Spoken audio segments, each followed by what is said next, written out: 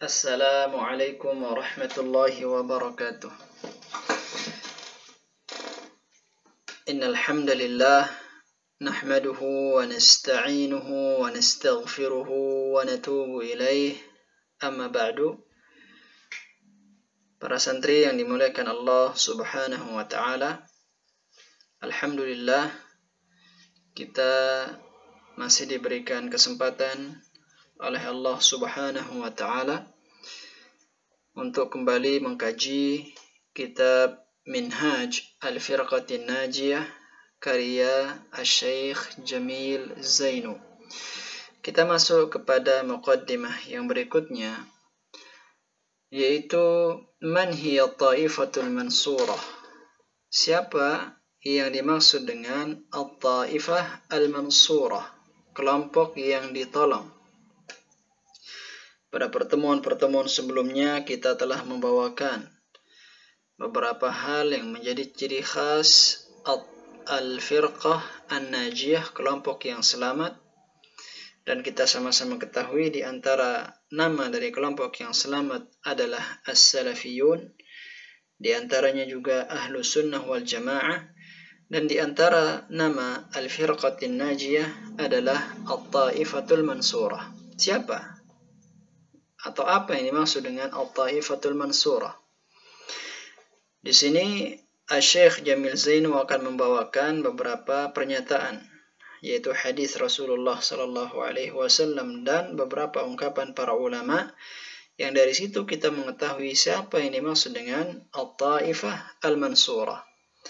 Yang pertama, qala sallallahu alaihi wasallam, bersabda Rasulullah sallallahu alaihi wasallam, la tazalu ta'ifatun min ummati zahirina 'alal haqq. Akan senantiasa ada golongan dari umatku zahirina 'alal haqq. Mereka nampak di atas kebenaran. La yadurruhum man khadhalahum. Tidak akan memudaratkan mereka orang-orang yang menghina, merendahkan mereka, hatta ya'tiya amrullah, sampai datang ketetapan Allah, yaitu hari kiamat. Di dalam hadis ini Rasulullah sallallahu alaihi wasallam mengkabarkan bahwa ada di antara umat manusia ini, di antara umat Islam ini, sekelompok manusia yang memegang kebenaran yang dibawa oleh Rasulullah sallallahu alaihi wasallam dan sahabat beliau. Orang-orang ini yang membawa kebenaran ini tidak akan mendapatkan mudarat dari orang-orang yang membenci mereka, dari orang-orang yang menghina mereka. Mereka tetap kokoh di atas al-haq, di atas kebenaran, meskipun cobaan datang silih berganti kepada mereka, hinaan-hinaan, celaan-celaan dari orang-orang yang membenci mereka. Dan mereka akan senantiasa ada hatta ya'ti amrullah. Kelompok yang memegang teguh kebenaran ini akan senantiasa ada sampai datangnya hari kiamat. Ini hadis yang pertama.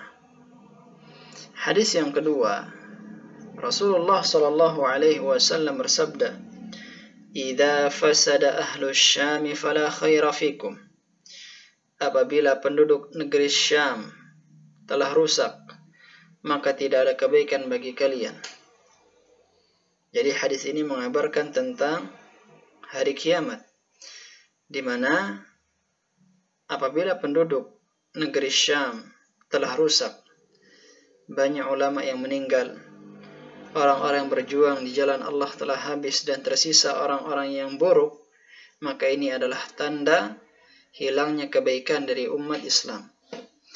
Akan tetapi, meskipun demikian, Rasulullah sallallahu alaihi wasallam mengabarkan bahwa di tengah manusia yang rusak tetap akan ada sekelompok umat yang ditolong oleh Allah Subhanahu wa taala, dan mereka senantiasa berpegang teguh dengan ajaran yang dibawa oleh Rasulullah sallallahu alaihi wasallam sampai datangnya hari kiamat. Beliau menyatakan, wala tazalu ta'ifatun min ummati mansurun, dan akan senantiasa ada sekelompok umat, sekelompok manusia dari umatku mansurun, mereka mendapatkan pertolongan. Inilah dia at-ta'ifatul mansurah, yaitu orang-orang yang mendapatkan pertolongan dari Allah Subhanahu wa ta'ala karena kuatnya mereka berpegang teguh dengan ajaran dan sunnah Rasulullah sallallahu alaihi wasallam. La yadurruhum man khadhalahum, tidak akan memudaratkan mereka orang-orang yang membenci dan menghina mereka, hatta taqum as-sa'ah, sampai tegak hari kiamat. Ini dua hadis yang berbicara tentang at-ta'ifatul mansurah. Siapa at-ta'ifatul mansurah? Dijelaskan oleh para ulama. Di sini dibawakan ucapan Ibnul Mubarak, Ali Ibnul Madini, demikian juga Al-Imam Ahmad. Yang pertama, Ibnul Mubarak. Qala Ibnul Mubarak, berkata Ibnul Mubarak, hum ta'ifah mansurah, kelompok yang ditolong, indi, menurut aku, ashabul hadis, yaitu orang-orang yang berpegang teguh dengan hadis Rasulullah sallallahu alaihi wasallam.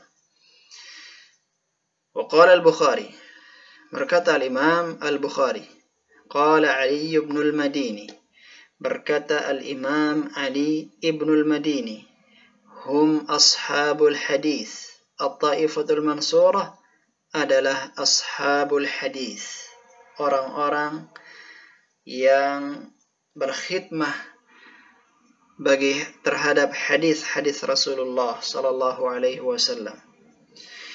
Kemudian berkata al-Imam Ahmad ibn Hanbal, in lam takun hadhihi at-ta'ifatul mansurah ashab al-hadis fala adri man hum. Beliau al-Imam Ahmad ibn Hanbal berkata, apabila ta'ifah mansurah ini bukan ashabul hadis, bukan orang-orang yang berpegang teguh dengan hadis Rasulullah sallallahu alaihi wasallam, fala adri manhum, saya tidak tahu siapa yang dimaksud dengan taifah mansurah ini. Kalau memang, kata beliau, kalau memang taifah mansurah bukan ahlul hadis, bukan ashabul hadis, maka saya tidak tahu siapa yang dimaksud dengan at-taifatul mansurah. Ucapan-ucapan ulama ini menunjukkan bahwa orang-orang yang berpegang teguh dengan hadis Rasulullah sallallahu alaihi wasallam, yang mana hadis-hadis beliau merupakan pentafsir Al-Quran, dialah taifah mansurah.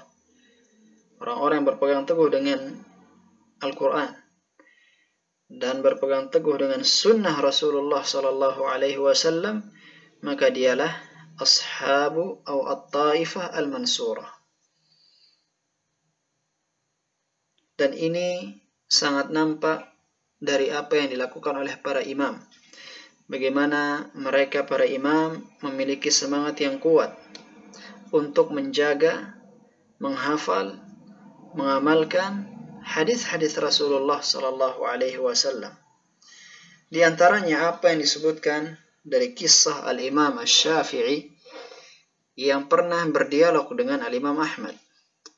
Di sini Syekh Jamil Zainu mengatakan, yaqulu al-Imam Asy-Syafi'i yukhatibu al-Imam Ahmad. Berkata Imam Syafi'i, beliau berdialog dengan Imam Ahmad. Antum a'lamu bil hadis minni. Anda, kata Imam Syafi'i, Anda wahai Imam Ahmad, lebih mengetahui hadis dibandingkan aku. فَإِذَا جَاءَكُمُ الْحَدِيثُ صَحِيحًا فَأَعْلِمُونِ بِهِ. Apabila telah datang kepada engkau wahai Imam Ahmad sebuah hadis yang sahih, maka kabarkan aku tentang hadis tersebut. Kasih tahu aku hadis tersebut. Hatta adhhab ilaih, sehingga aku bermadhab dengan madhab tersebut.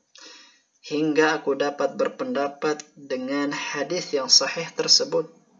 Sawa'un kana hijaziyan, saya akan terima semua hadis tersebut bila mana hadis tersebut sahih. Sawa'un kana hijaziyan, meskipun hadis tersebut engkau ambil dari orang-orang Hijaz, am kufiyan, atau hadis tersebut engkau dengar dari orang-orang Kufah, am basriyan, atau hadis tersebut engkau dengar dari orang-orang Basrah, selama hadis tersebut sahih, aku akan pegang hadis tersebut dan akan aku jadikan sebagai keyakinanku dalam beragama. Nah, ini semangat Imam Syafi'i untuk mengetahui hadis-hadis Rasulullah SAW dan mengamalkannya. Inilah dia ahlul hadis, dan inilah dia at-taifatul mansurah. Semoga Allah Subhanahu wa taala menjadikan kita orang-orang yang cinta dengan hadis Rasulullah SAW dan mengamalkannya, dan kita tergolong orang-orang yang bergabung dalam at-taifah al-mansurah. Demikian, semoga Allah Subhanahu wa taala memberkahi kita sekalian. Subhanakallahumma wa bihamdik, asyhadu an la ilaha illa ant, astaghfiruka wa atubu ilaik. Assalamualaikum warahmatullahi wabarakatuh.